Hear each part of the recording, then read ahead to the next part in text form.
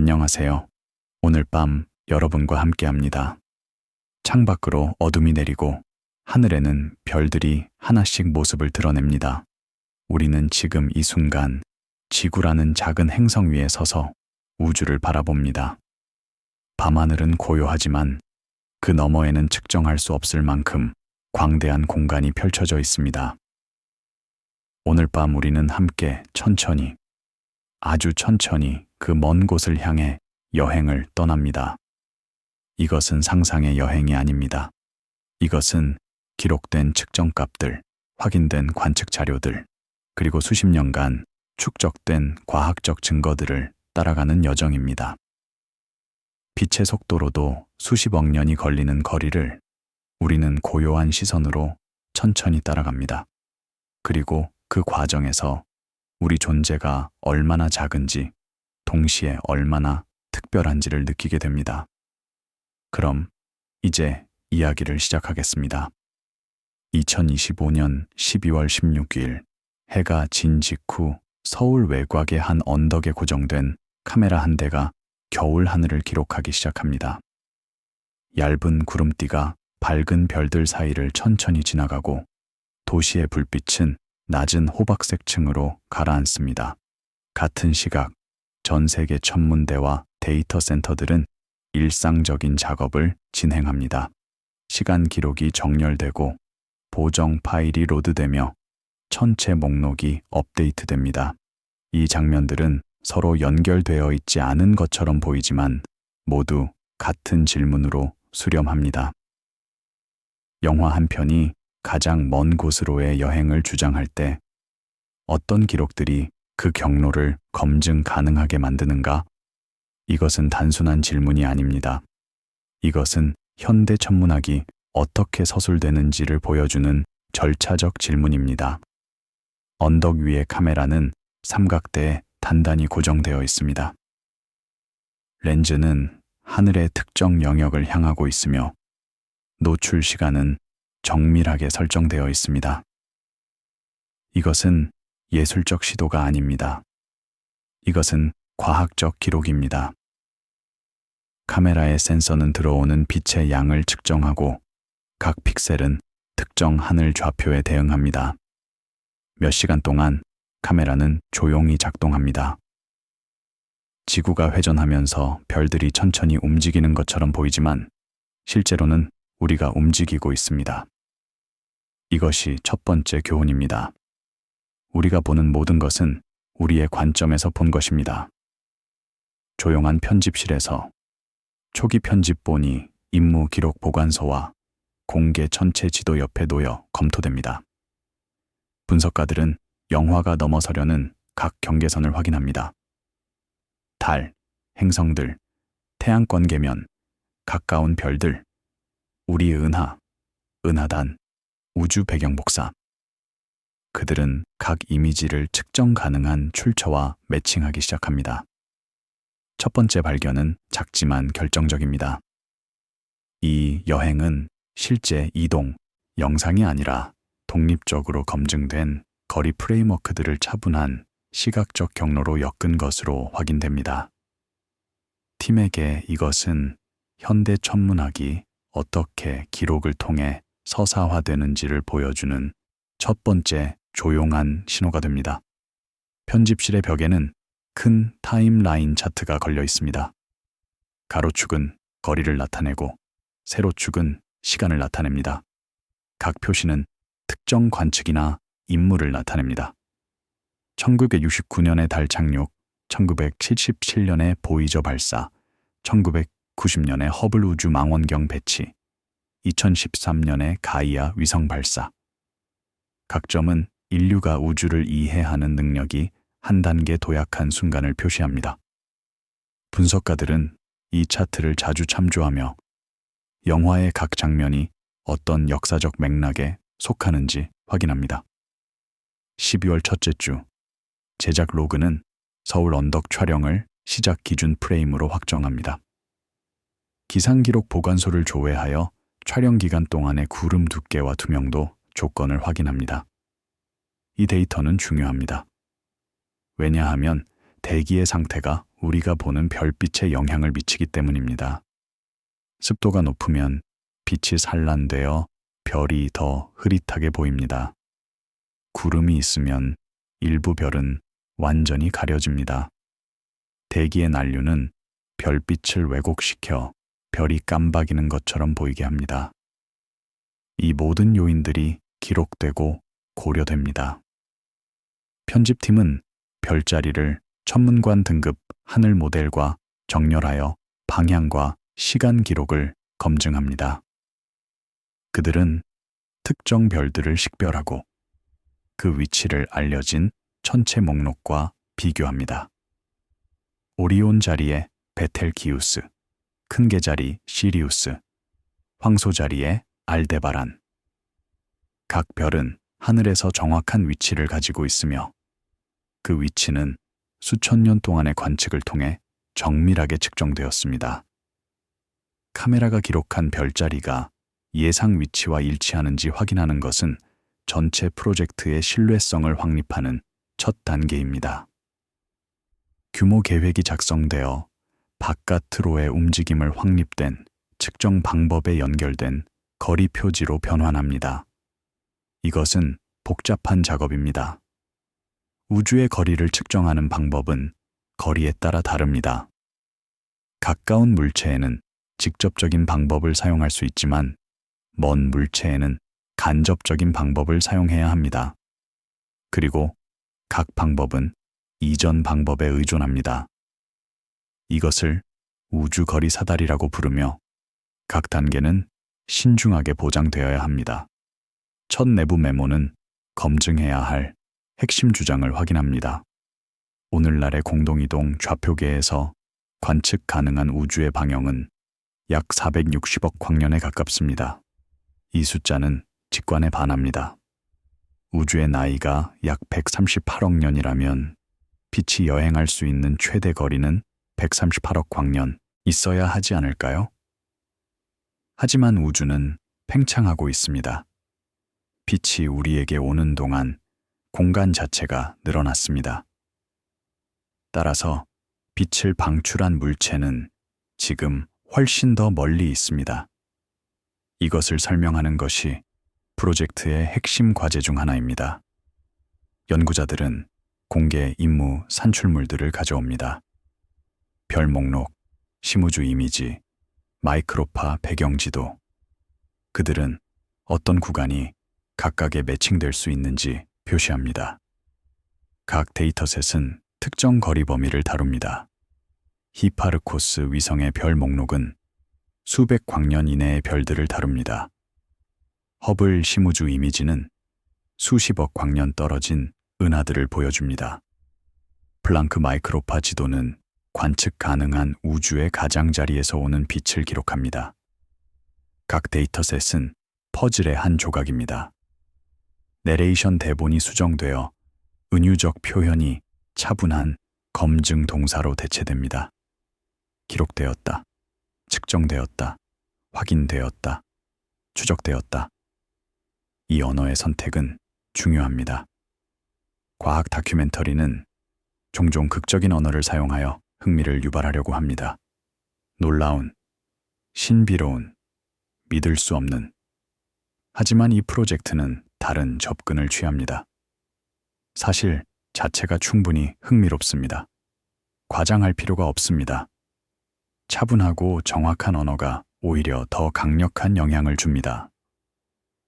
기준 타임라인이 구축되어 각 시각적 도약이 알려진 기록 보관소 발표나 임무 시기에 대응하도록 합니다. 이것은 투명성을 위한 것입니다. 시청자는 영화의 각 주장이 어디에서 왔는지 추적할 수 있어야 합니다. 만약 영화가 특정 은하의 이미지를 보여준다면 그 이미지가 어느 망원경으로 언제 촬영되었는지 확인할 수 있어야 합니다. 이것이 과학적 방법의 핵심입니다. 재현 가능성과 검증 가능성. 이 순서는 절차적 결론으로 마무리됩니다. 경로는 각 단계가 거리 측정 방법에 근거할 때만 신뢰할 수 있습니다. 한국천문연구원의 작은 천문학 대중화 부서가 초안 경로 지도를 검토하고 용어를 확인하는 모습이 보입니다. 그들은 대중 언어가 측정 언어와 보통 어디서 갈라지는지 조언합니다. 특히 가장자리, 경계, 끝 같은 단어들에 대해. 이 단어들은 일상적으로는 명확하게 보이지만 과학적 맥락에서는 오해를 불러일으킬 수 있습니다. 예를 들어 우주의 가장자리라는 표현을 생각해 보세요. 이것은 우주의 벽이나 경계가 있다는 것을 암시합니다. 하지만 실제로는 그렇지 않습니다. 우주는 아마도 무한하거나 적어도 우리가 볼 수 있는 것보다 훨씬 더 클 것입니다. 우리가 말하는 가장자리는 사실 관측의 한계입니다. 우리에게 도달할 수 있는 빛의 한계, 정보의 지평선. 이것은 매우 다른 개념입니다. 따라서 팀은 언어를 신중하게 선택합니다. 관측 가능한 우주의 한계, 전자기 가시성의 지평선. 이런 표현들은 더 정확합니다. 그들의 역할은 영화를 보증하는 것이 아니라 어떤 이미지가 어떤 공개 데이터셋에 해당하는지, 각각이 암시하는 확실성의 수준이 무엇인지 확인하는 것입니다. 천문학에서 확실성은 스펙트럼입니다. 어떤 것들은 매우 확실합니다. 예를 들어 지구에서 달까지의 거리는 레이저를 사용하여 센티미터 단위로 측정할 수 있습니다. 다른 것들은 덜 확실합니다. 먼 은하까지의 거리는 여러 가정과 보정을 포함하며 불확실성은 수백만 광년에 달할 수 있습니다. 이 불확실성을 인정하고 전달하는 것이 과학적 정직성의 일부입니다. 한국표준과학연구원 같은 국가표준연구소가 일상 영상을 통해 간략히 등장합니다. 시계 비교, 조용한 모니터링 화면, 오프셋을 기록하는 기술자들. 이 장면들은 언뜻 보면 우주 다큐멘터리와 무관해 보일 수 있습니다. 하지만 실제로는 매우 중요합니다.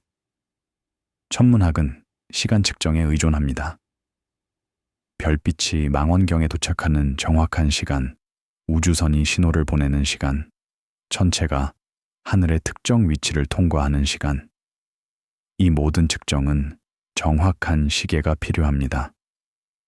에피소드는 그들의 존재를 이용하여 천문학적 거리 작업이 안정적인 시간 기록, 안정적인 보정, 그리고 재현 가능한 기록으로 시작된다는 것을 확립합니다.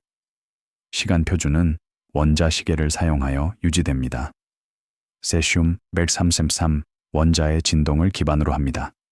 이 원자는 매우 규칙적으로 진동하며 1초는 이제 91억 9,263만 1,770번의 진동으로 정의됩니다. 이 정밀도는 천문학적 관측에 필수적입니다. 국제기관들은 문서화된 산출물을 통해서만 등장합니다. 공개 임무기록 보관소, 하늘조사 발표물, 출판된 데이터 포털.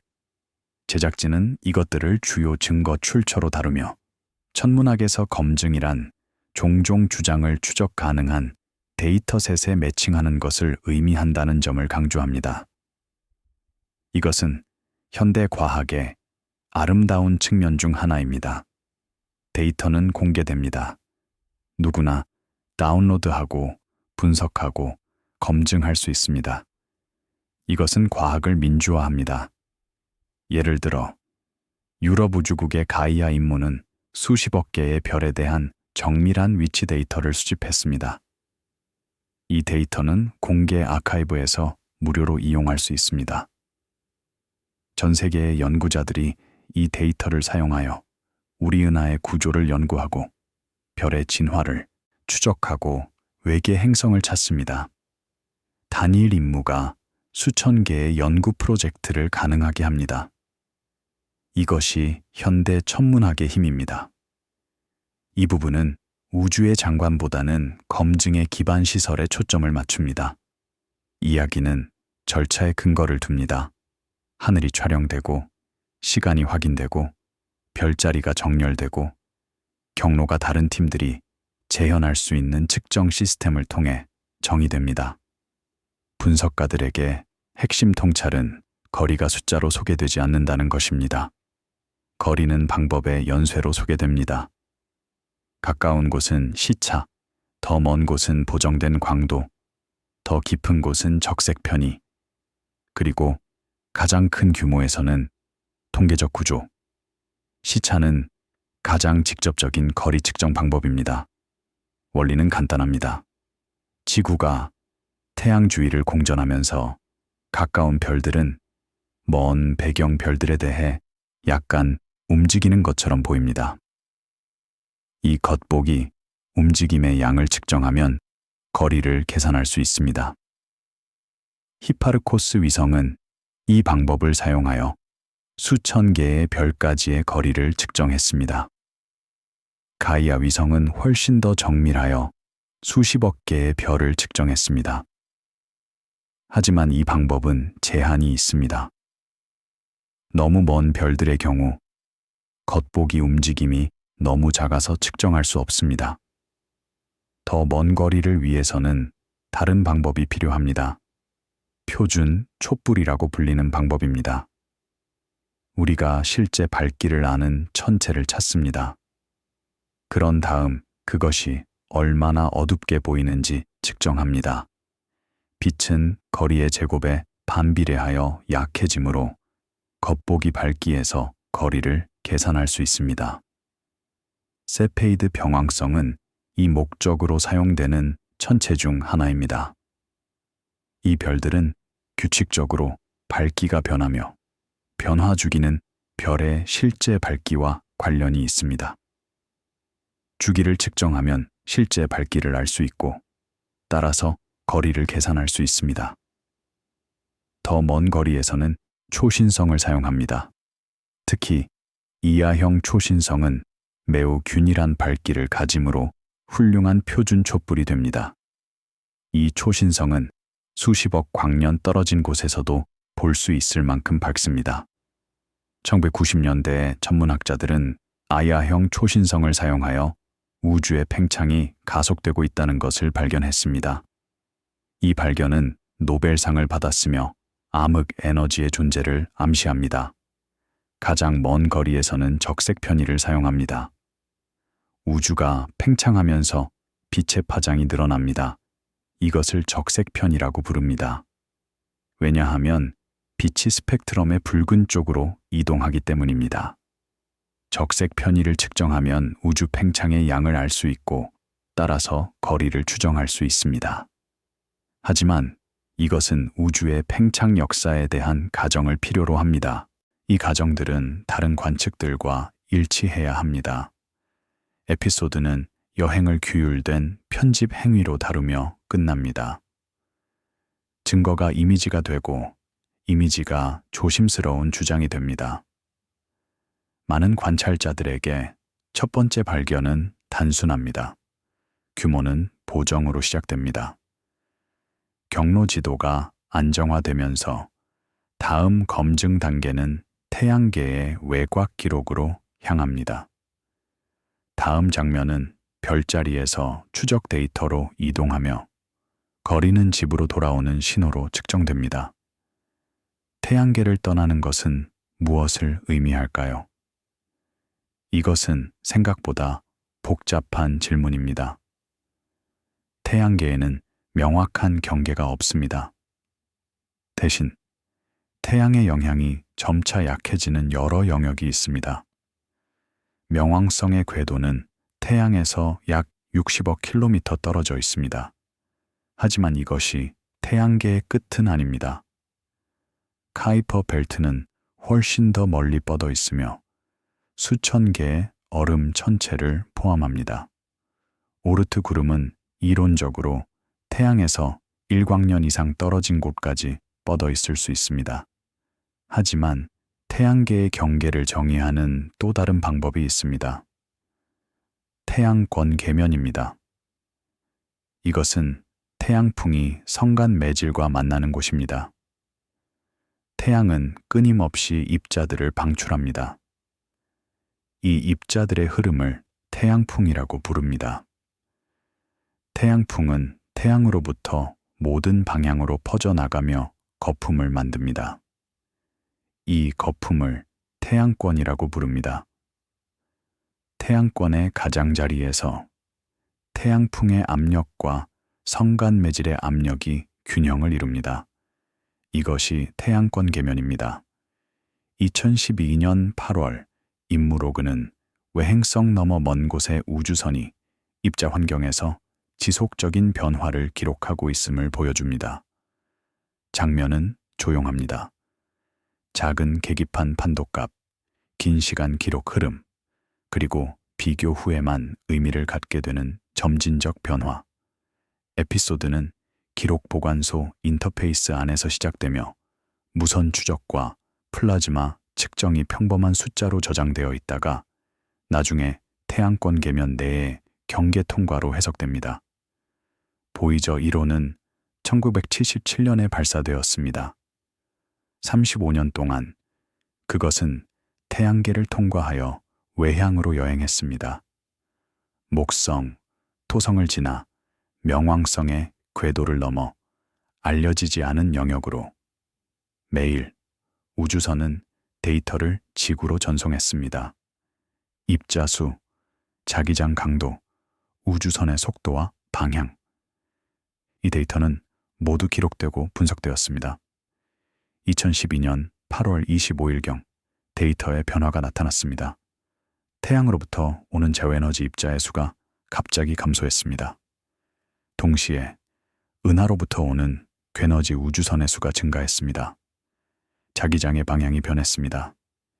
이 모든 징후는 보이저 1호가 새로운 환경에 들어갔다는 것을 가리켰습니다. 성간 공간, 태양권 계면을 넘어선 곳. 하지만 이것은 즉시 명확하지 않았습니다. 데이터는 미묘했고 해석은 복잡했습니다. 과학자들은 여러 달 동안 데이터를 분석했습니다. 그들은 다른 가능한 설명을 고려했습니다. 그들은 더 많은 데이터를 기다렸습니다. 결국 2013년 9월 네이사는 공식적으로 보이저 1호가 성간 공간에 들어갔다고 발표했습니다. 이것은 인류가 만든 물체가 처음으로 태양계를 떠난 것이었습니다. 편집실로 돌아와서 팀은 무엇을 촬영할 수 있는지 확인합니다. 보이저 우주선 자체를 촬영할 수는 없습니다. 그것은 너무 작고 너무 멀리 있습니다. 대신 팀은 지상의 것들을 촬영합니다. 밤에 안테나, 희미한 조명의 추적실, 인쇄된 그래프를 천천히 가로지르는 화면, 그리고 최소한으로 유지되는 우주선 그래픽. 이것들이 이야기를 전달합니다. 멀리 있는 우주선과 지구 사이의 연결, 매일 도착하는 데이터, 그 데이터를 해석하는 과학자들의 인내심 있는 작업. 새로운 증거는 드라마가 아니라 방법을 통해 도착합니다. 여러 계기가 태양계의 영향이 벽이 아니라 지역별로 희미해진다는 것을 확인합니다. 조사는 태양계의 가장자리가 가장자리처럼 보이지 않는 측정을 통해 어떻게 정의되는지 추적하면서 깊어집니다.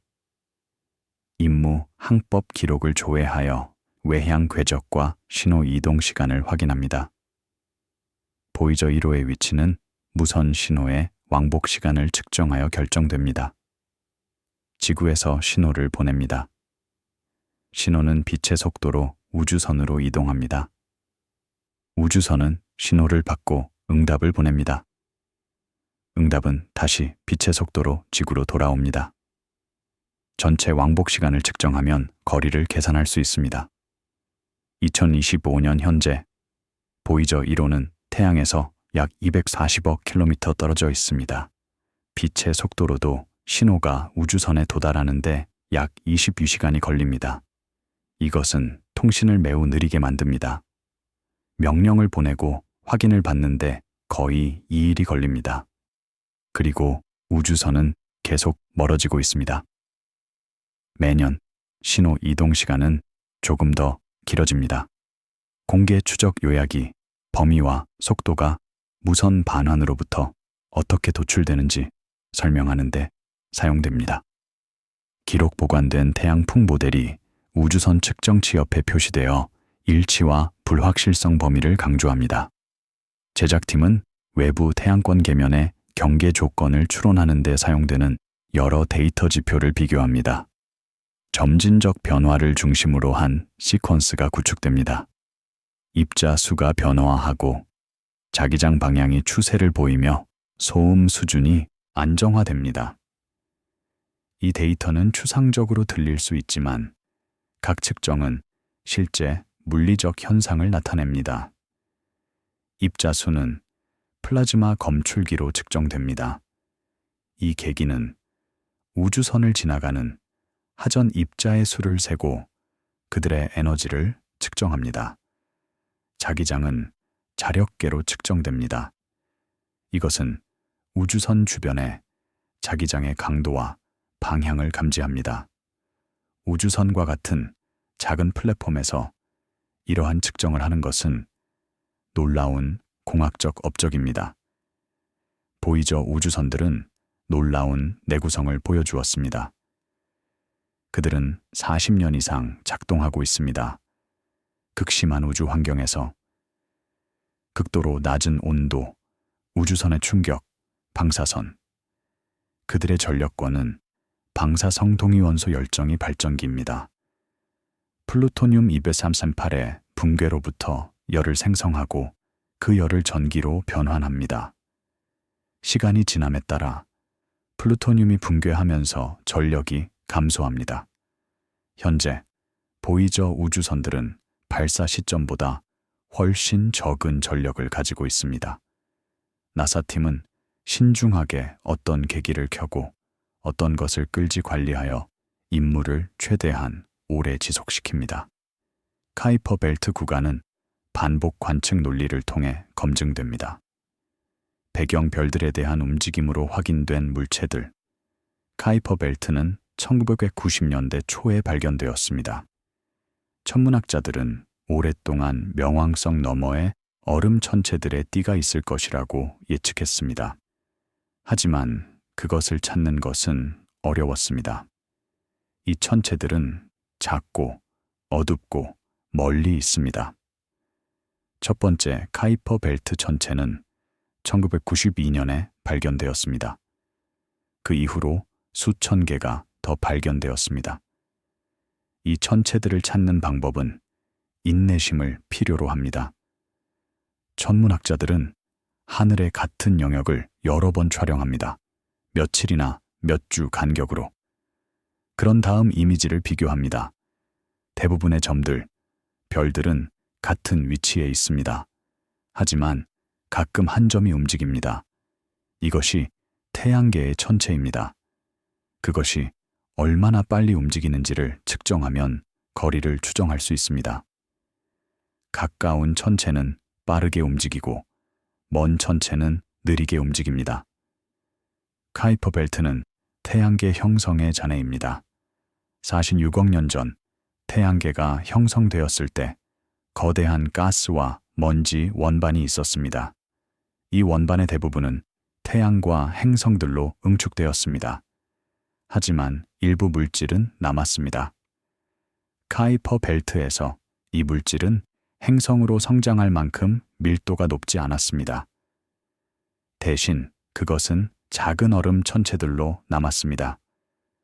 이 천체들은 태양계의 초기 역사를 보존합니다. 그들을 연구함으로써 천문학자들은 태양계가 어떻게 형성되었는지를 배울 수 있습니다. 명왕성 자체는 카이퍼 벨트 천체입니다. 가장 큰 것들 중 하나이지만 다른 많은 것들이 있습니다. 에리스, 마케마케, 하우메아. 이 큰 카이퍼 벨트 천체들의 발견은 명왕성의 행성 지위에 대한 재평가로 이어졌습니다. 2006년 국제천문연맹은 행성의 정의를 공식화했습니다.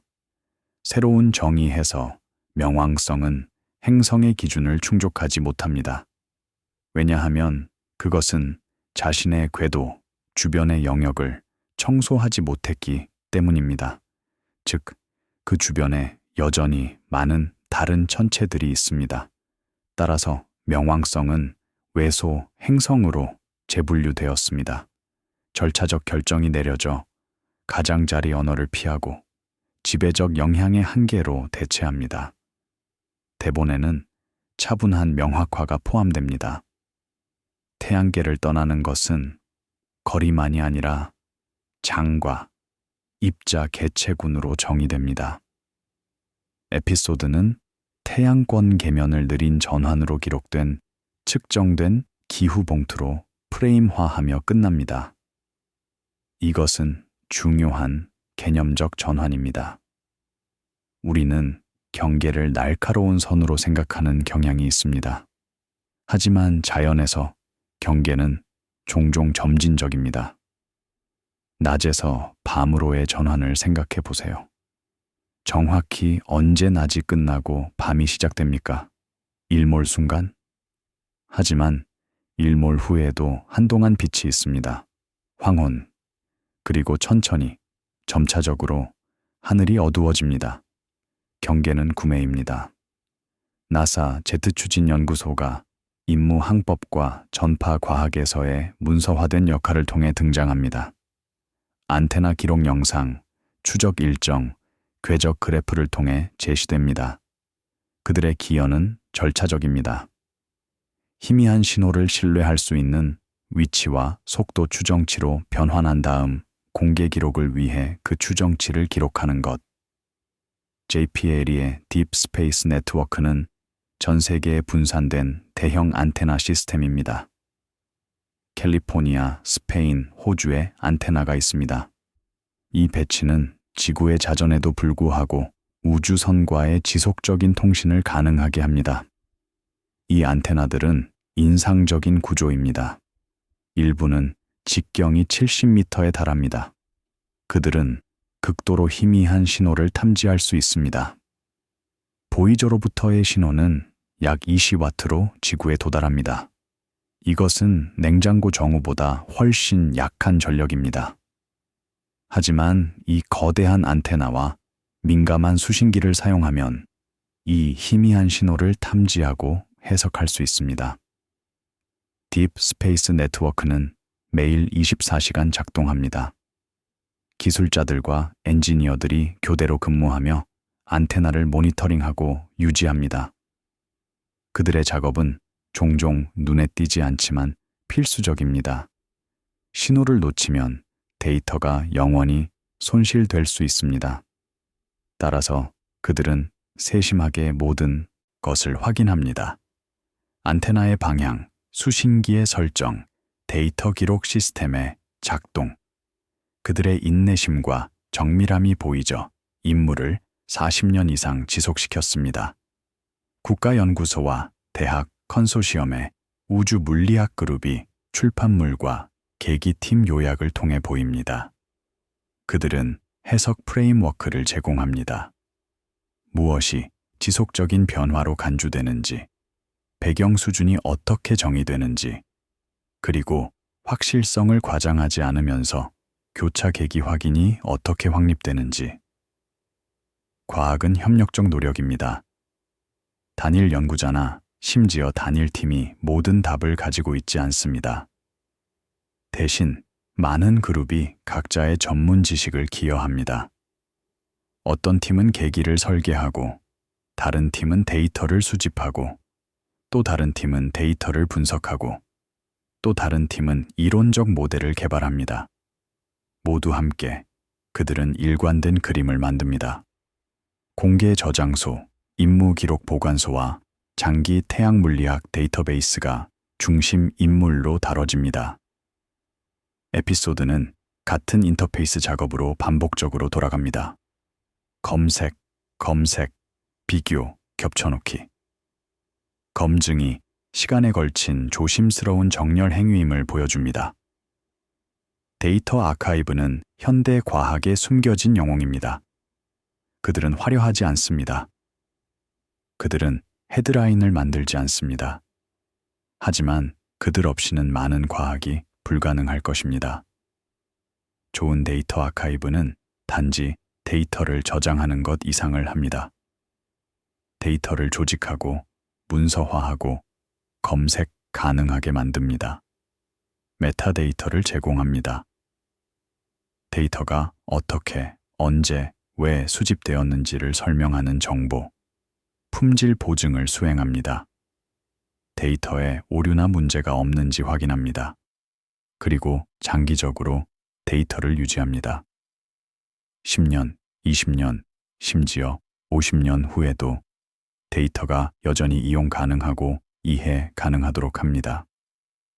이 부분은 외부 태양계를 증거가 희박하지만 정밀한 영역으로 프레임화합니다.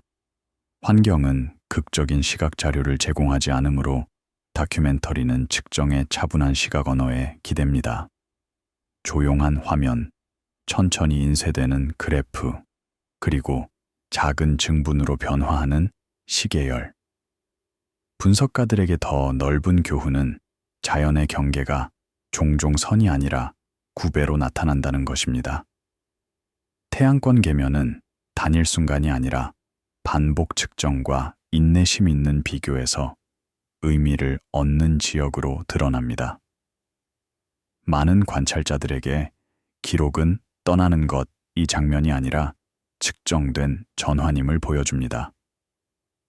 태양의 영향이 희미해지는 봉투로 기록되면서 경로는 다른 규모의 매핑으로 계속됩니다. 다음 에피소드는 우리 은하로 향하며 거리는 신호가 아니라 목록을 통해 검증됩니다. 우리 은하는 우리의 고향입니다. 더 큰 의미에서 우리는 태양계에 살고 태양계는 우리 은하에 있습니다. 하지만 우리 은하를 이해하는 것은 쉽지 않습니다. 우리는 그 안에 있습니다. 밖에서 전체 그림을 볼 수 없습니다. 이것은 큰 도시의 거리에 서서 도시의 전체 구조를 이해하려는 것과 같습니다.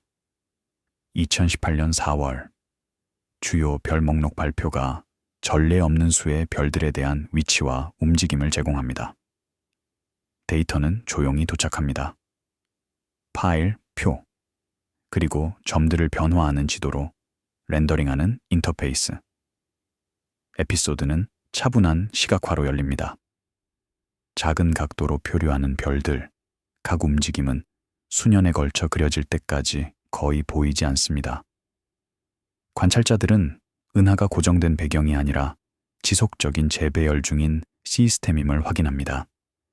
가이아 임무는 2013년에 발사되었습니다. 그것의 목표는 간단하지만 야심찬 것이었습니다. 10억 개 이상의 별의 위치, 밝기, 색깔, 움직임을 측정하는 것. 이것은 우리 은하 별들의 약 1%입니다.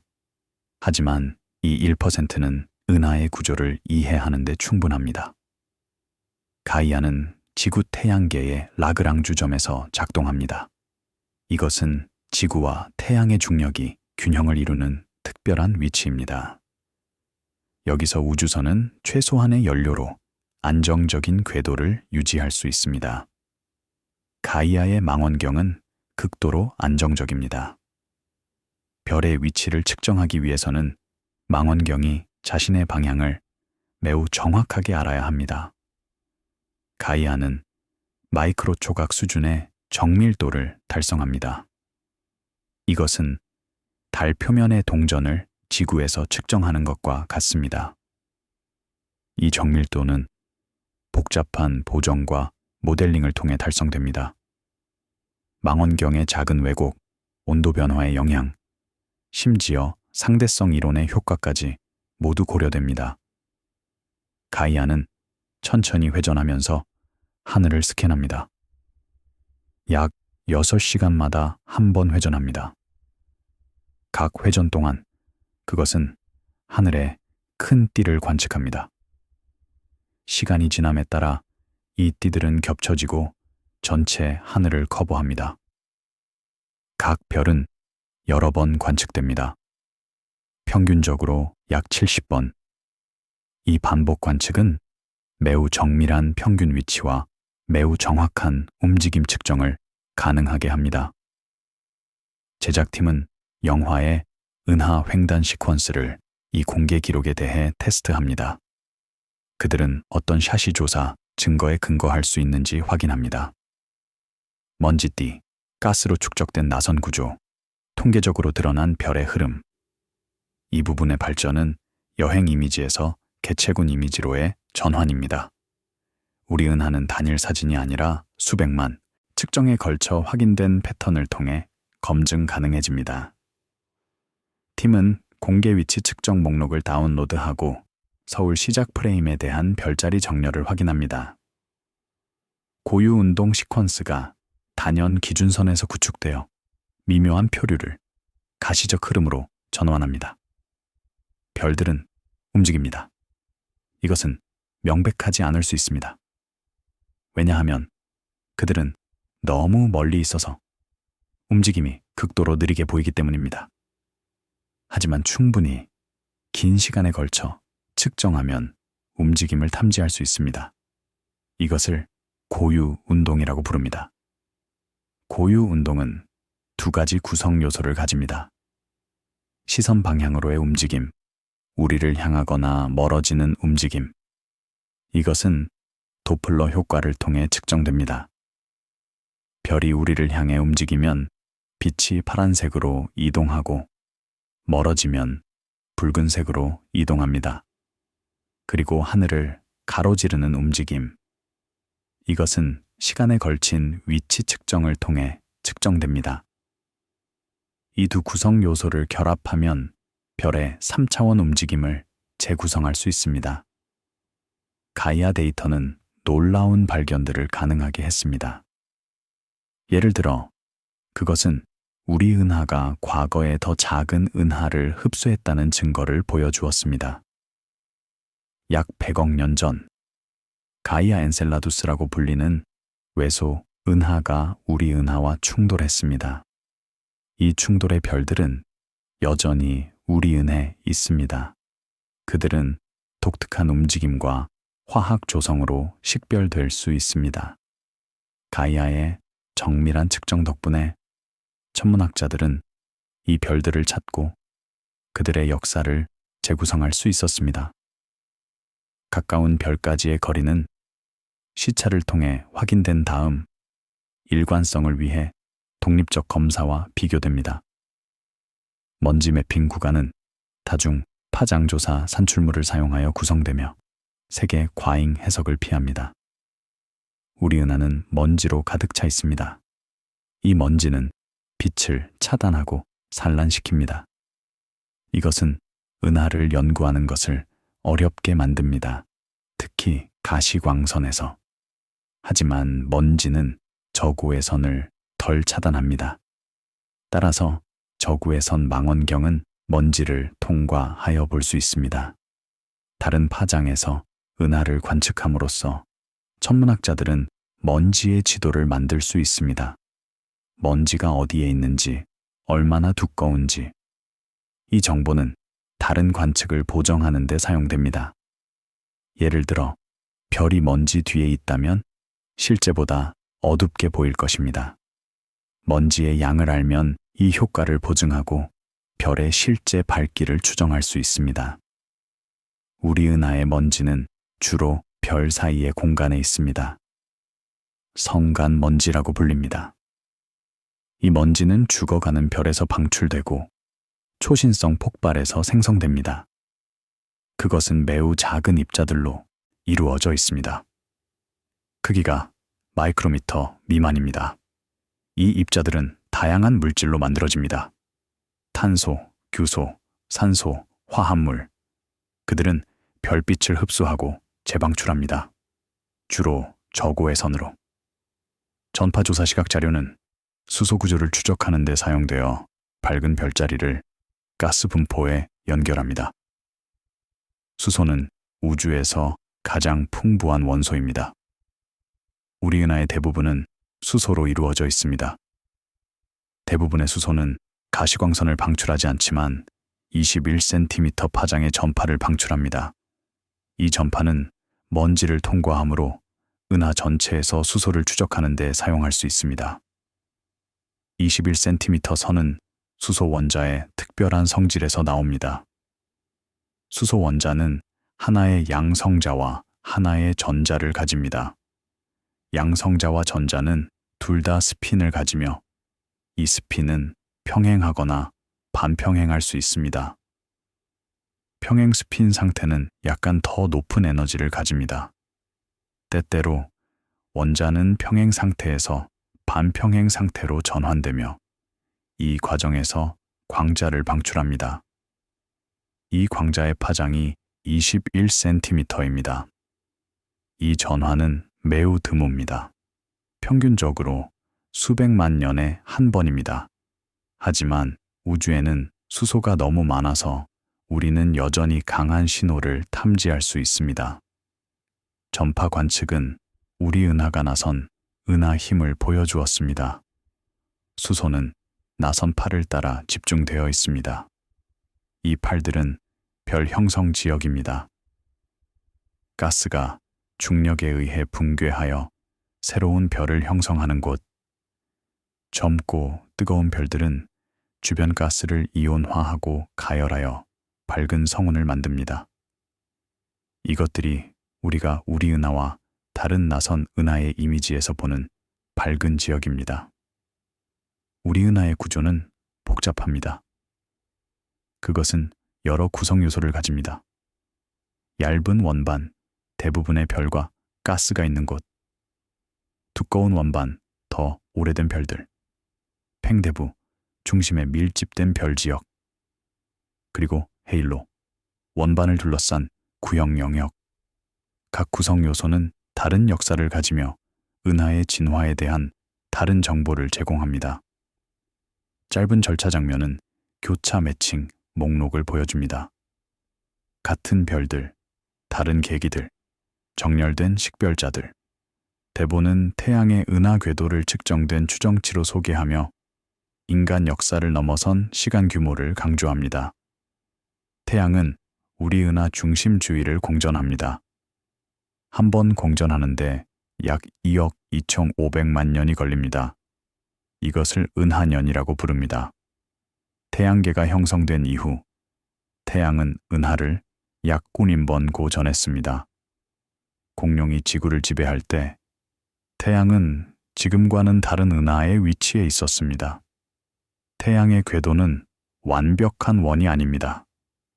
그것은 약간 타원형이며 상하로도 진동합니다. 태양은 은하 평면을 통과하여 위아래로 움직입니다.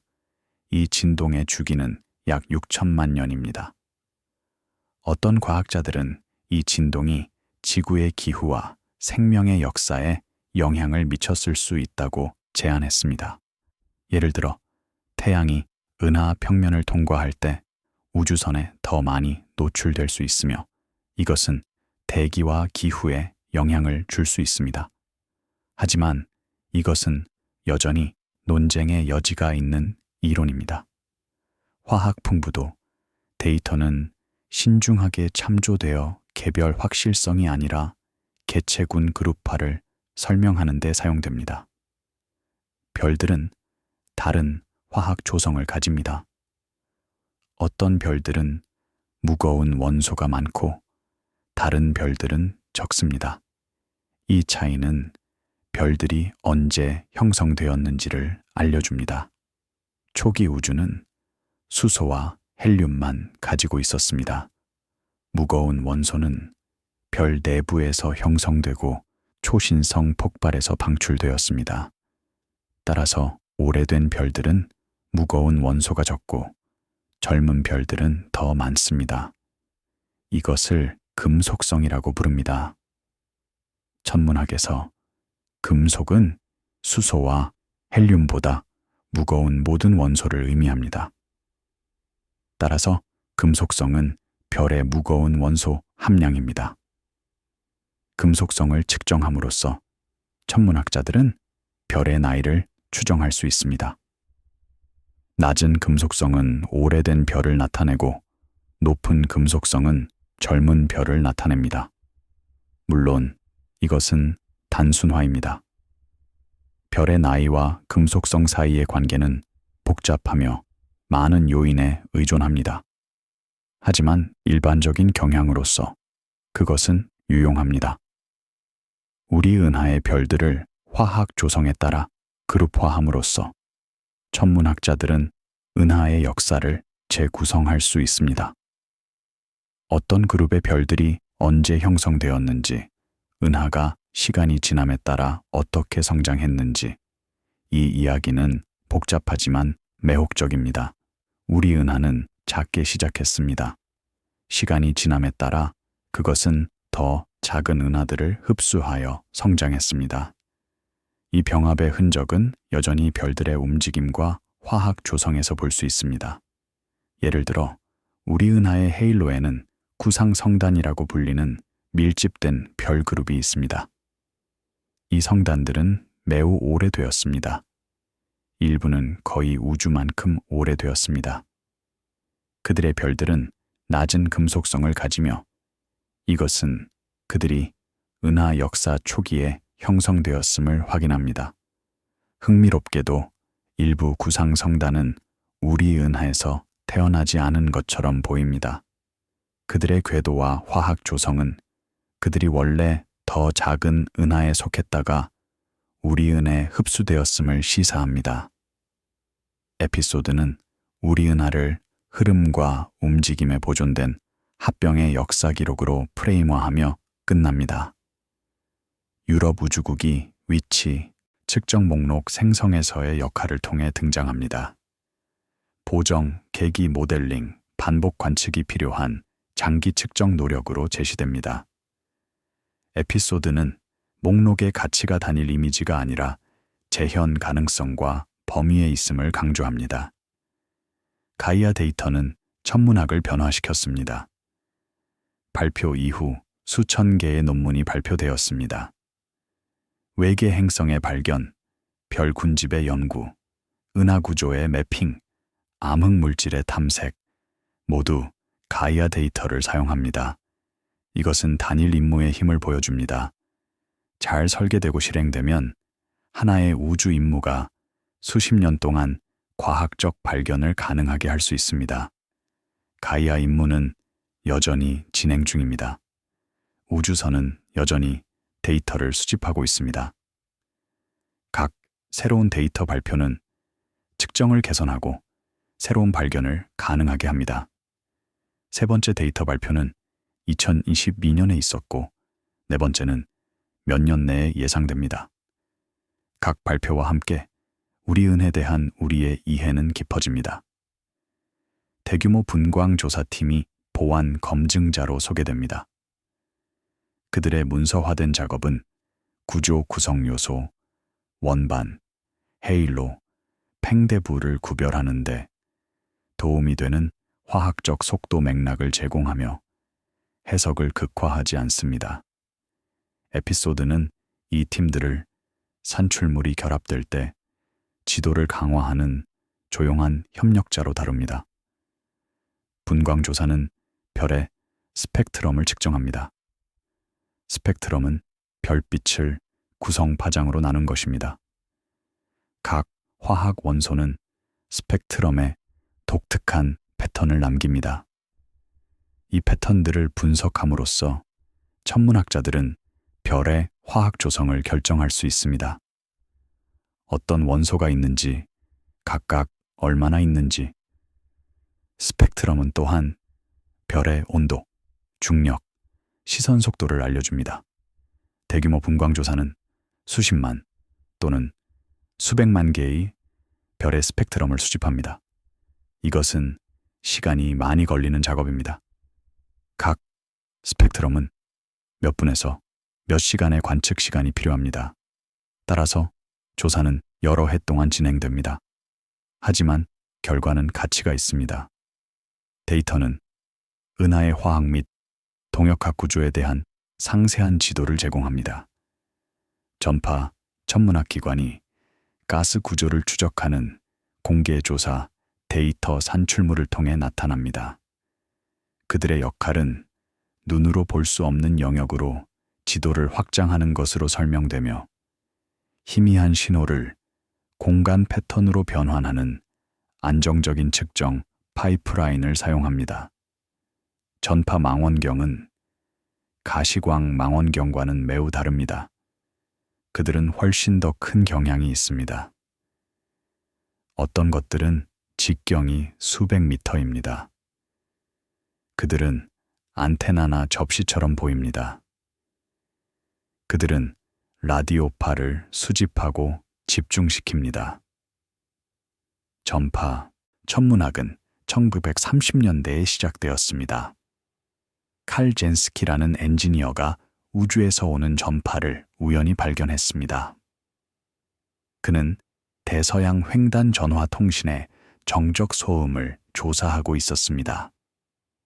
그는 소음의 일부가 하늘의 특정 방향에서 오는 것을 발견했습니다. 우리 은하의 중심 방향. 이것이 전파 천문학의 시작이었습니다. 그 이후로 전파 천문학은 많은 중요한 발견을 했습니다. 우주 마이크로파 배경, 펄서, 퀘이사, 중성수소의 21cm 선. 이 모든 것들은 전파 관측을 통해 발견되거나 연구되었습니다. 전파 천문학은 우주를 연구하는 필수적인 도구입니다. 이 부분은 우리 은하가 움직임, 반복, 규모를 통해 어떻게 읽을 수 있게 되는지 연구합니다. 분위기는 관찰적으로 유지됩니다. 천천히 표류하는 점들, 희미한 먼지 윤곽, 조용한 겹쳐놓기, 그리고 패턴을 장관으로 바꾸기를 거부하는 꾸준한 내레이션. 분석가들에게 발견은 다큐멘터리 형태로 은하를 횡단하는 것이 거리보다는 프레임워크에 관한 것이라는 점입니다. 은하는 오랜 측정 축적 후에만 구조가 나타나는 시스템이며 시청자는 그 측정이 일관성으로 정착하는 것을 지켜보도록 요청받습니다. 많은 관찰자들에게 목록은 은하가 스스로 만드는 일종의 느린 영화가 됩니다. 우리 은하가 매핑된 시스템으로 안정화되면서 경로는 단일 은하를 넘어 확장됩니다. 다음 에피소드는 국부 은하군과 은하단으로 이동하며 증거는 더 통계적이고 더 먼 것이 됩니다. 우리 은하는 혼자가 아닙니다. 그것은 은하군의 일부입니다. 국부 은하군이라고 불립니다. 이 그룹은 약 50개의 은하를 포함합니다. 대부분은 작은 외소 은하입니다. 하지만 3개의 큰 은하가 있습니다.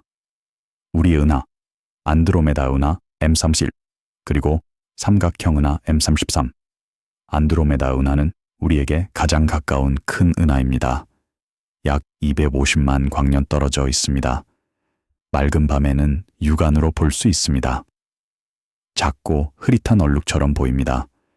하지만 망원경으로 보면 그것은 장관입니다. 나선 은하, 우리 은하와 비슷하지만 약간 더 큽니다. 흥미롭게도 안드로메다 은하는 우리를 향해 움직이고 있습니다. 초당 약 110km의 속도로 약 40억 년 후 두 은하는 충돌할 것입니다.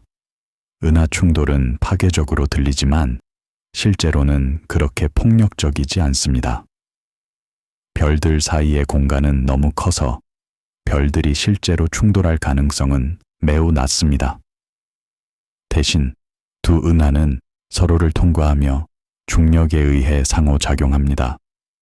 별들은 재배열되고 가스는 교란되며 새로운 별 형성이 촉발됩니다.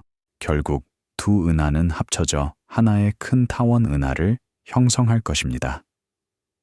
이 충돌은 지구의 생명에 직접적인 위협이 되지 않을 것입니다. 별들이 충돌할 가능성이 매우 낮기 때문입니다. 태양계는 아마도 충돌로부터 무사할 것입니다. 하지만 밤하늘은 극적으로 변할 것입니다. 안드로메다 은하는 점점 더 커지고 밝아질 것입니다.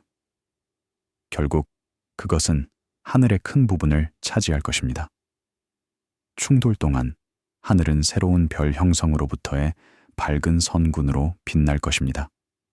그것은 장관일 것입니다.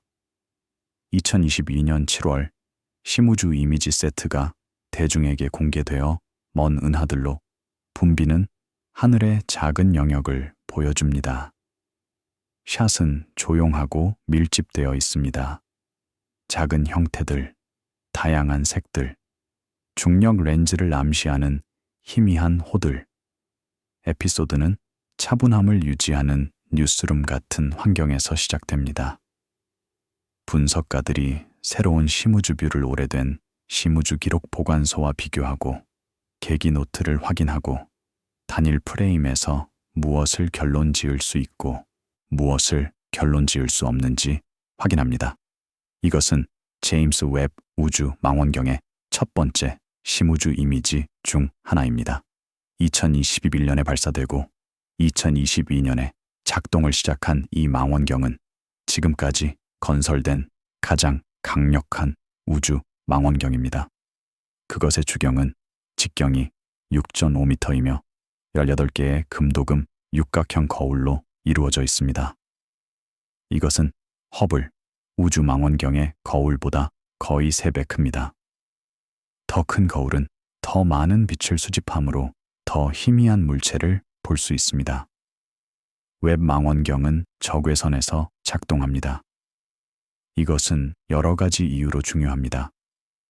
첫째, 먼지는 가시광선을 차단하지만 적외선을 덜 차단합니다. 둘째, 가장 먼 은하의 빛은 우주 팽창에 의해 적외선으로 이동했습니다. 셋째, 많은 천문학적 과정은 적외선에서 가장 잘 연구됩니다. 별 형성, 행성계 형성, 은하의 진화. 웹 망원경은 라그랑주점 2에서 작동합니다. 이것은 태양과 지구로부터 약 150만 킬로미터 떨어진 곳입니다. 지구 반대편. 이 위치는 여러 가지 이유로 선택되었습니다. 그것은 안정적이며 적은 연료를 필요로 합니다. 그리고 그것은 태양, 지구, 달로부터 멀리 떨어져 있어 그들의 열 방출로부터 차폐됩니다. 저고해선 관측을 위해서는 망원경이 매우 차가워야 합니다. 그렇지 않으면 자체 열 방출이 관측하려는 희미한 신호를 압도할 것입니다. 웹 망원경은 큰 태양 차폐막을 가지고 있습니다. 테니스 코트만한 크기입니다.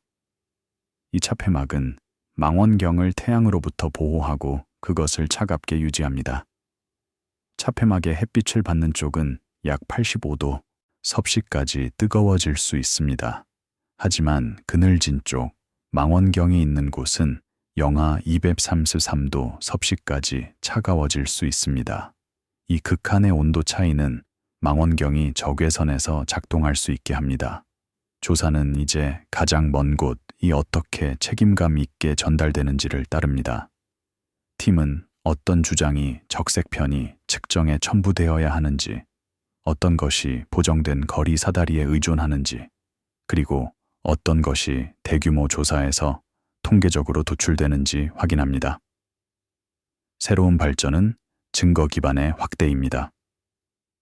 단일 임무 대신 많은 독립적 측정 프로그램이 수렴하여 은하단, 필라멘트, 보이드를 검증된 대규모 패턴으로 설명합니다. 은하들은 우주의 무작위로 분포되어 있지 않습니다. 그들은 패턴을 형성합니다.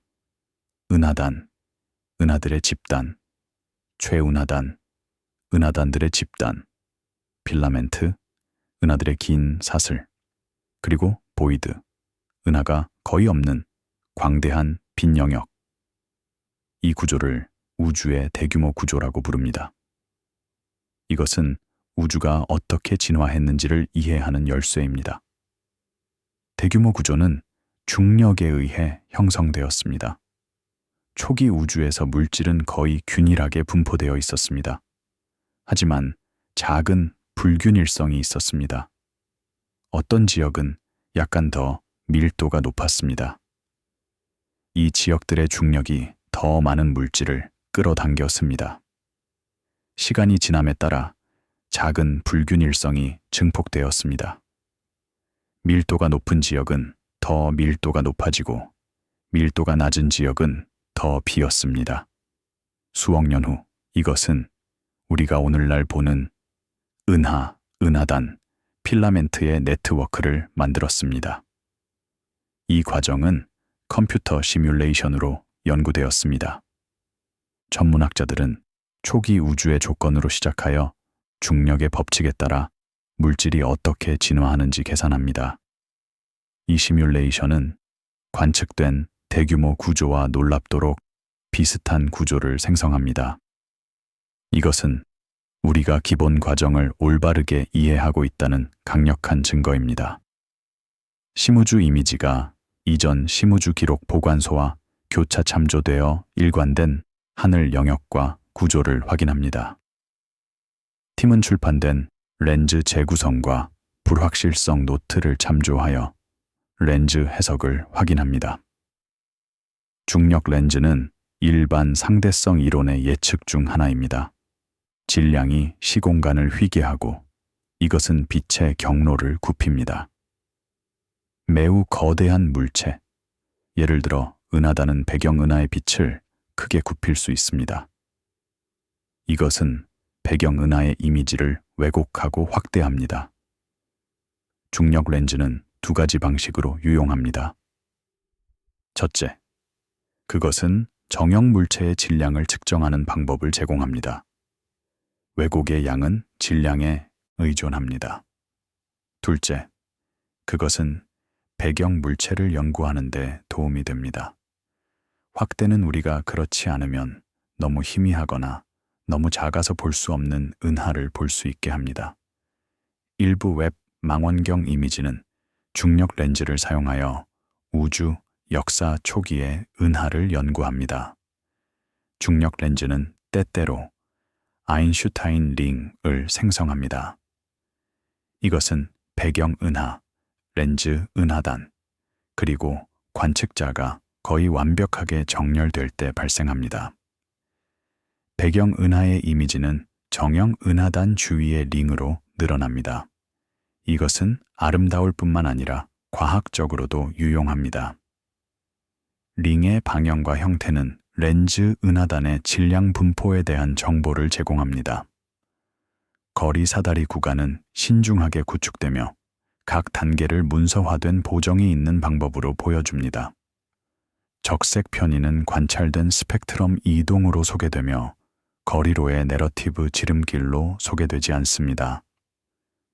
적색 편의는 측정하기 쉽습니다. 은하의 스펙트럼을 얻고 특징적인 선들이 예상 위치에서 얼마나 이동했는지 측정합니다. 하지만 적색 편의를 거리로 변환하는 것은 더 복잡합니다. 우주의 팽창 역사를 알아야 합니다. 그리고 이것은 우주의 내용물에 의존합니다.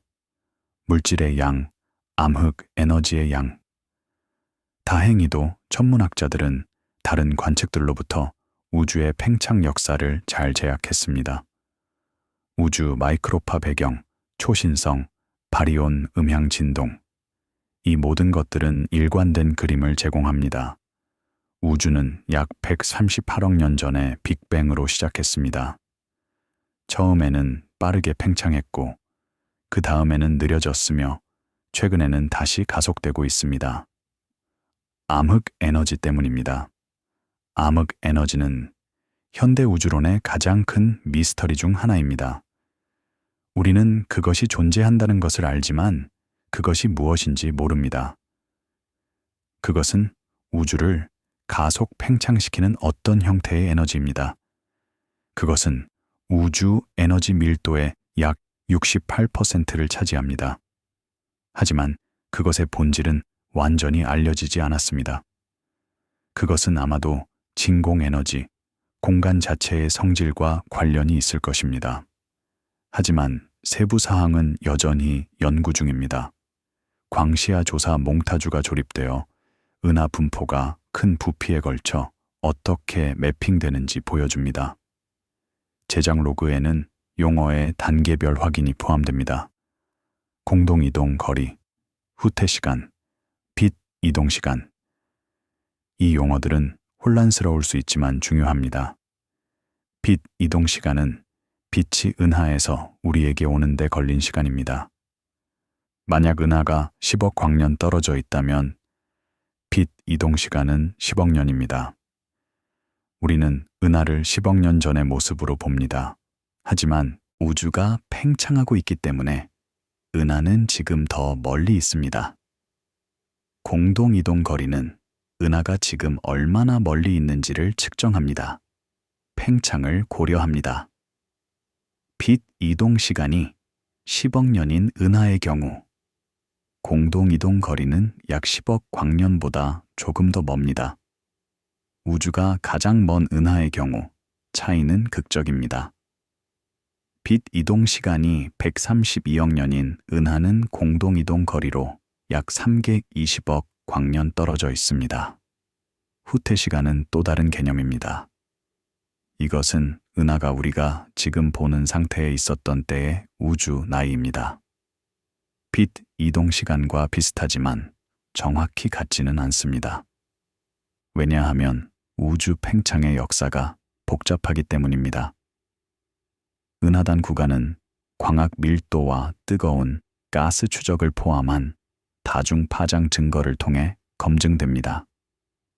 은하단은 우주에서 가장 큰 중력적으로 묶인 구조입니다.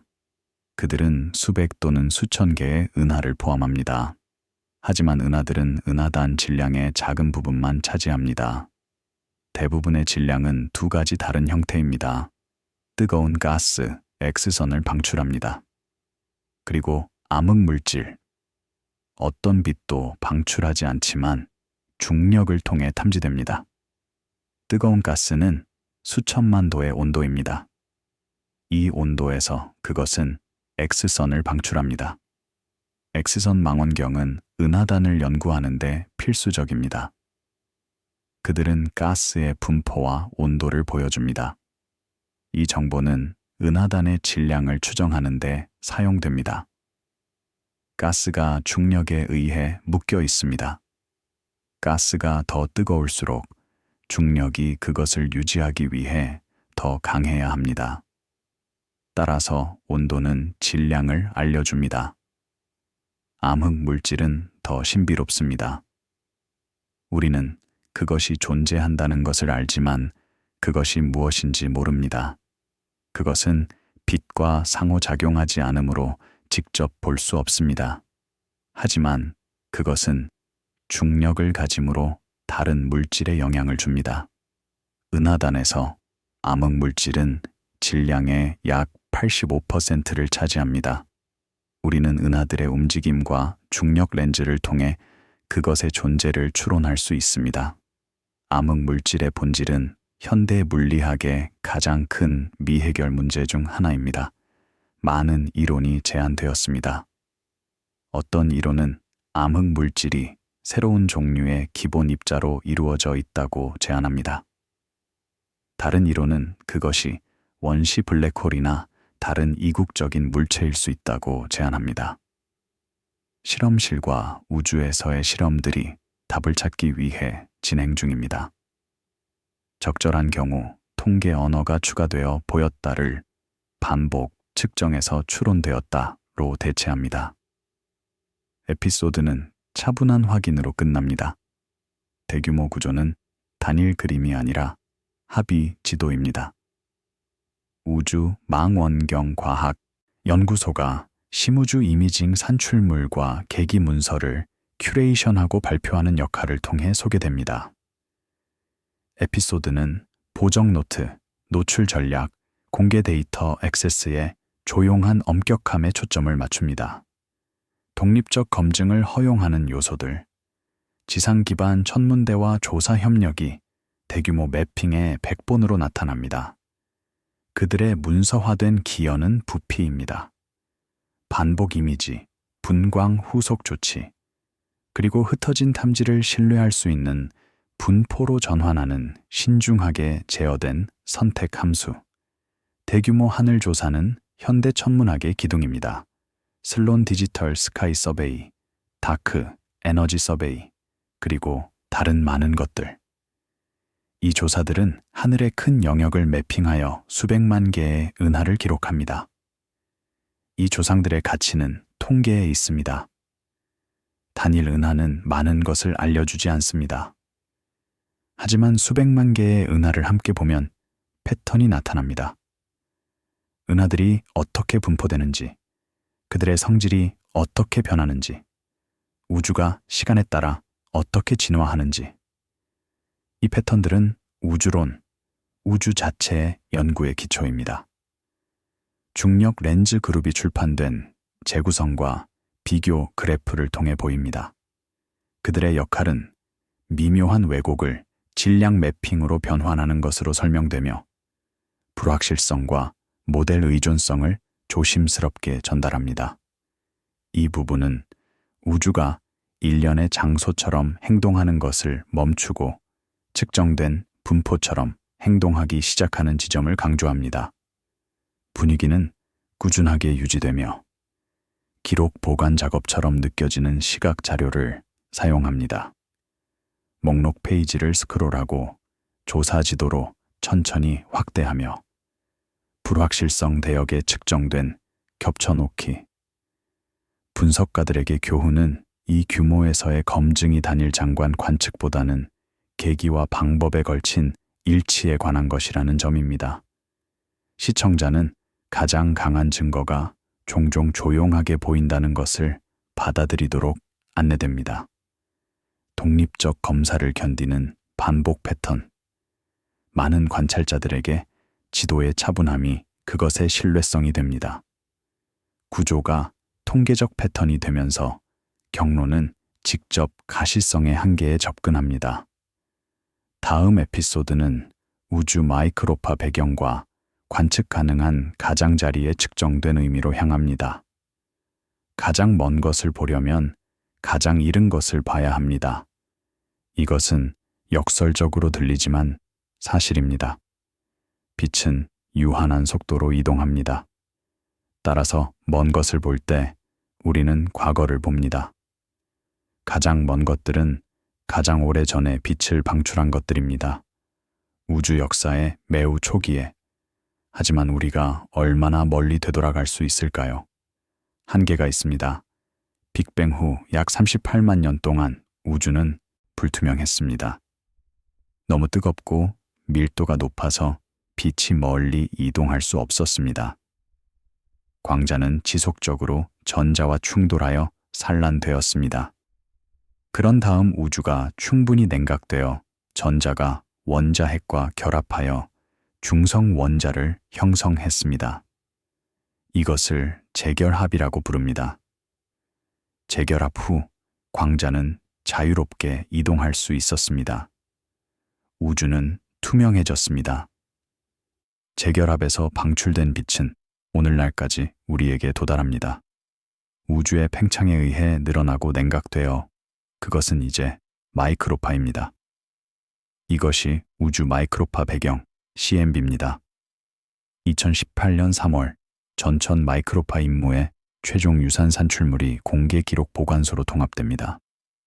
에피소드는 측정된 강도 변화로부터 렌더링된 정지 이미지로 열립니다.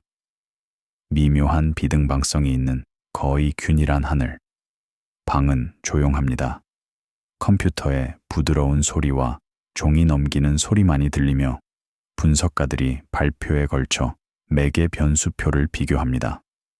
다큐멘터리는 이것을 방법의 경계로 프레임화합니다. 이런 방식으로 직접 이미지화할 수 있는 가장 이른 빛. 플랑크 위성은 2009년에 발사되었습니다. 그것의 임무는 CMB를 전례 없는 정밀도로 매핑하는 것이었습니다. 9년 동안 그것은 하늘을 스캔하여 마이크로파 복사를 측정했습니다. 결과는 놀라웠습니다. CMB는 거의 균일합니다.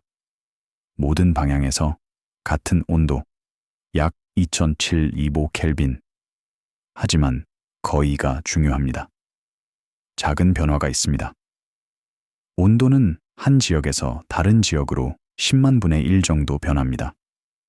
이 작은 변화는 초기 우주의 밀도 변화를 반영합니다. 씨앗, 중력이 결국 은하와 은하단으로 성장시킨 것들. CMB를 연구함으로써 천문학자들은 우주의 역사와 구성에 대해 많은 것을 배웠습니다.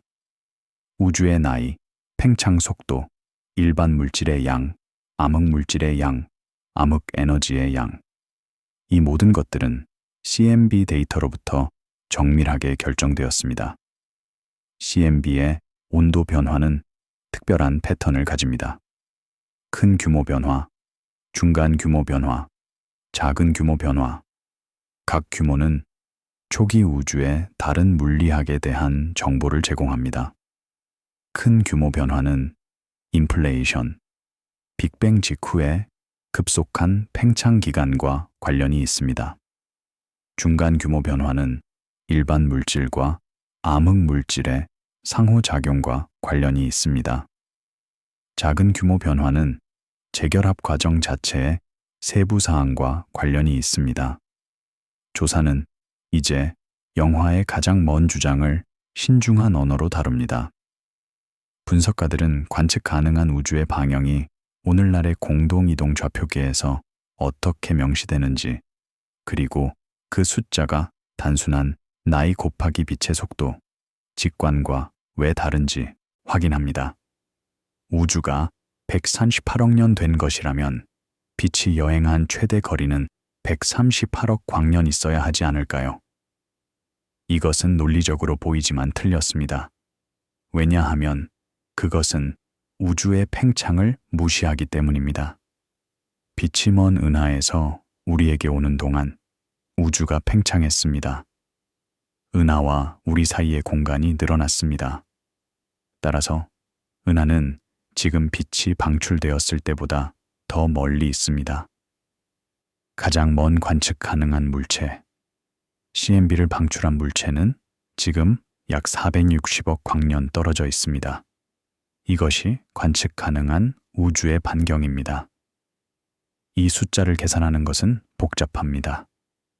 그것은 우주의 팽창 역사를 알아야 합니다. 그리고 그것은 적분을 포함합니다. 우주 역사의 각 순간에서 빛이 얼마나 멀리 이동했는지 계산하고 그동안 공간이 얼마나 팽창했는지 고려합니다.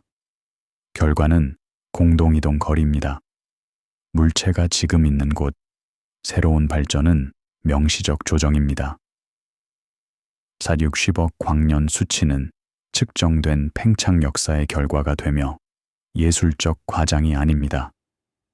에피소드는 지평선이 정보가 여전히 도착할 수 있는 것으로 정의되지 가장자리의 존재로 정의되지 않음을 보여주며 이야기를 심화합니다.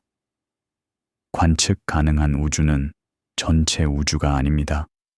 그것은 우리가 볼 수 있는 부분입니다. 빛이 빅뱅 이후 우리에게 도달할 시간이 있었던 부분, 그 너머에는 더 많은 우주가 있을 수 있습니다. 아마도 무한히 더. 하지만 우리는 그것을 볼 수 없습니다. 왜냐하면 빛이 아직 우리에게 도달하지 않았기 때문입니다. 그리고 우주가 계속 팽창하면서 어떤 것들은 우리의 관측 가능한 우주에서 사라질 것입니다. 그들은 너무 빨리 멀어져서 그들의 빛이 더 이상 우리에게 도달할 수 없을 것입니다. 먼 미래에는 우리의 관측 가능한 우주가 축소될 것입니다. 다른 은하들이 지평선 너머로 사라질 것입니다. 결국 우리 은하와 그것에 가장 가까운 이웃들만 남을 것입니다. 나머지 우주는 보이지 않을 것입니다. 팀은 전천 마이크로파 비등방성 지도를 검색하고 측정된 강도 데이터에서의 기원을 확인합니다. 매개 변수표가 발표에 걸쳐 비교되어 안정성과 문서화된 불확실성 범위를 확인합니다. 재결합과 마지막 산란을 설명하는 시퀀스가 차분하고 최소한의 시각적 은유를 사용하여 구축됩니다. 제작진은 빛 이동 시간과 공동 이동 거리의 차이를 명시적이고 느린 내레이션으로 검증합니다. 독립적 제약이 신중하게 소개됩니다. 대규모 은하 군집과 표준자 개념이 교차 확인으로 참조됩니다. 바리온 음향 진동은 우주론의 또 다른 중요한 도구입니다. 초기 우주에서 음파가 플라즈마를 통해 전파되었습니다. 재결합에서 이 음파는 동결되었습니다. 그들은 은하 분포에 특징적인 규모를 남겼습니다. 약 5억 광년. 이 규모는 우주의 팽창 역사를 측정하는 데 사용될 수 있습니다. 그것은 표준자입니다. 우리가 실제 크기를 아는 물체. 은하 조사에서 바리온 음향 진동을 측정함으로써 천문학자들은 다른 거리에서 우주의 팽창을 추적할 수 있습니다. 이것은 CMB 측정을 보관합니다. CMB는 매우 먼 과거 재결합 시대를 보여줍니다. 바리온 음향 진동은 중간 역사를 보여줍니다. 초신성은 더 최근 역사를 보여줍니다. 함께 이 모든 측정들은 일관된 우주 팽창 역사를 제공합니다. 나레이션은 가장자리 너머 표현을 제거하고 직접 전자기 가시성 너머로 대체합니다.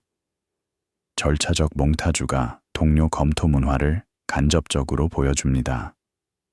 인용, 비교 그래프, 방법 노트. 의견 불일치를 극화하지 않습니다. 과학은 합의를 구축하는 것입니다. 개별 연구는 중요하지만 그들은 더 큰 그림의 일부일 뿐입니다. 다른 팀들이 결과를 재현하고 방법을 확인하고 대안적 설명을 테스트합니다. 시간이 지남에 따라 증거가 축적되고 합의가 나타납니다. 물론 때때로 놀라움이 있습니다. 예상치 못한 발견, 기존 이론에 도전하는 것들. 이것들은 흥미진진합니다. 그들은 과학을 앞으로 나아가게 합니다. 하지만 그들은 드뭅니다. 대부분의 경우 새로운 관측은 기존 이해를 확인하거나 세분화합니다. 이것은 덜 극적이지만 똑같이 중요합니다. 과학은 점진적 발전으로 진행됩니다. 최종 경로 지도가 업데이트되어 각 가장 먼 이미지가 측정 영역에 연결됩니다. 마이크로파 하늘, 광학 심우주가 아닙니다. 에피소드는 확인된 결론으로 끝납니다. 가장자리는 물리학과 팽창으로 정의된 관측 지평선입니다. 마이크로파 배경 임무팀이 출판된 기록 보관소 산출물을 통해 제시됩니다. 보정된 하늘지도, 매개 변수 발표, 계기 동작을 설명하는 문서. 그들의 역할은 장기 지속 일관성으로 보입니다. 희미한 신호를 측정하고 체계적 오류를 제어하며 다른 팀들이 재확인할 수 있는 산출물을 발표하는 것. CMB 측정은 극도로 도전적입니다. 신호는 매우 의미합니다. 그리고 많은 오염원이 있습니다. 우리 은하의 방출, 먼 은하, 심지어 계기 자체의 소음. 이 모든 것들은 신중하게 제거되어야 합니다. 플랑크 팀은 수년을 보내며 데이터를 정제하고 보정했습니다. 결과는 우주의 가장 정밀한 베이비 사진입니다. 독립적 우주론 팀이 보안 탐침의 문서화된 사용을 통해 등장합니다. 은하 조사, 거리 지표, 군집 통계. 경쟁이 아니라 교차 검증으로 다뤄집니다. 에피소드는 여러 증거 라인이 호환 가능한 매개 변수로 수렴할 때 대규모 결론이 가장 강하다는 것을 강조합니다. 현대 우주론의 표준 모델은 람다 CDM 모델이라고 불립니다. 람다는 암흑 에너지를, CDM은 차가운 암흑 물질을 나타냅니다. 이 모델은 6개의 주요 매개 변수를 가집니다. 그리고 이 매개 변수들은 여러 독립적 관측에서 놀랍도록 일관되게 측정됩니다. CMB는 한 세트의 값을 제공합니다. 바리온 음향 진동은 일치하는 값을 제공합니다. 초신성은 일치하는 값을 제공합니다. 은하 군집은 일치하는 값을 제공합니다. 이 일관성은 우리가 올바른 길을 가고 있다는 강력한 증거입니다. 물론 일부 긴장이 있습니다. 서로 다른 방법이 완전히 일치하지 않는 곳, 가장 유명한 것은 허블 상수 긴장입니다. 현재 우주 팽창 속도, 지역 측정과 CMB에서 추론된 값이 약간 다릅니다.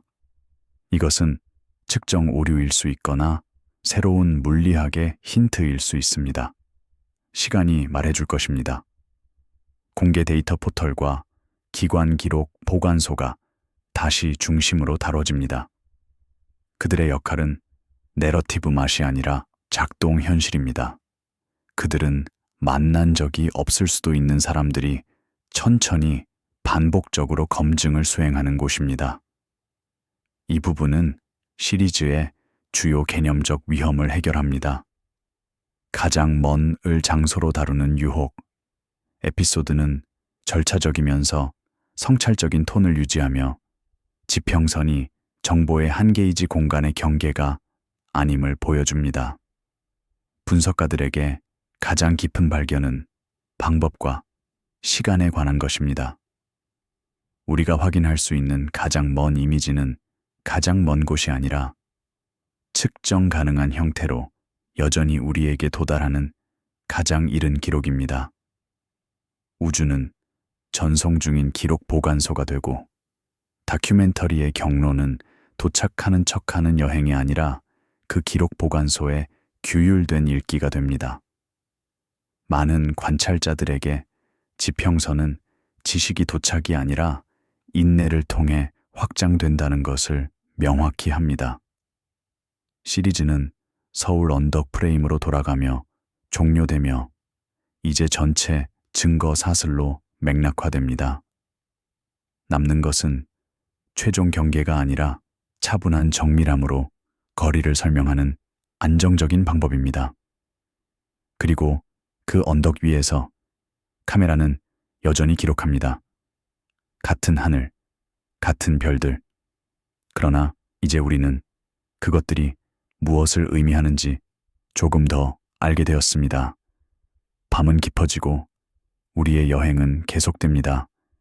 우리는 지구에서 시작하여 태양계를 지나 우리 은하를 가로지르고 은하단을 넘어 관측 가능한 우주의 가장자리까지 천천히 이동했습니다.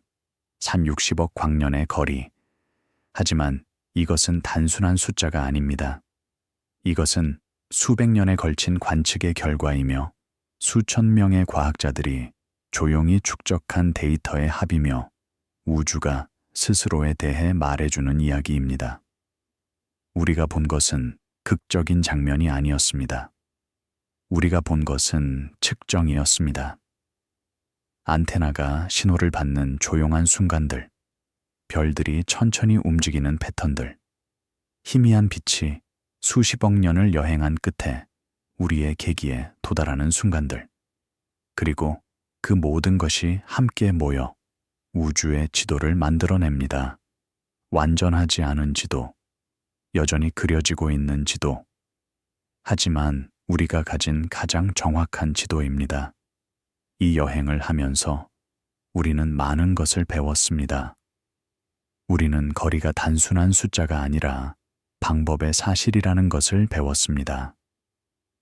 가까운 곳은 시차로, 더 먼 곳은 밝기로, 가장 먼 곳은 빛의 파장 변화로 측정됩니다. 우리는 우주의 가장자리가 벽이 아니라 지평선이라는 것을 배웠습니다. 정보가 우리에게 도달할 수 있는 한계.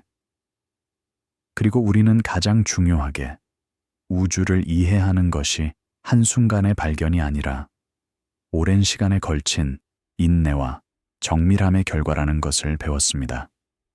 밤하늘을 올려다볼 때 우리가 보는 것은 단지 별이 아닙니다.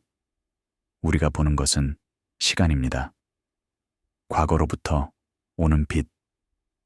어떤 별의 빛은 수십 년 전에 출발했고 어떤 은하의 빛은 수십억 년 전에 출발했습니다. 우리는 과거를 보고 있습니다. 그리고 그 과거를 연구함으로써 우리는 우주가 어떻게 진화해 왔는지, 어떻게 지금의 모습이 되었는지를 이해하게 됩니다.